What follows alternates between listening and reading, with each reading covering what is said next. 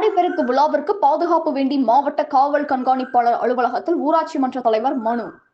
திருப்பத்தூர் மாவட்டம் நாட்டரம்பள்ளி ஒன்றியம் கொடையஞ்சி ஊராட்சி பகுதியில் உள்ள பாலாற்றங்கரையில் வருகின்ற 3/8/2026 அன்று ஆடிப்பெருக்கு விழா மிக சிறப்பாக நடைபெற உள்ளதால் மேலும் இந்நிகழ்ச்சியில் சுமார் 1 லட்சம் பக்தர்கள் பாலாற்றங்கரையில் புனித நீராட வருகை புரிவதால் காவல்துறை சார்பில் பலத்த பாதுகாப்பு ஏற்பாடு செய்து தருமாறு திருப்பத்தூர் மாவட்ட காவல் கண்காணிப்பாளர் அவர்களிடம் கொடையஞ்சி ஊராட்சி மன்றம் சார்பில் ஊராட்சி மன்ற தலைவர் பாரி தலைமையில் மனு கொடுக்கப்பட்டது.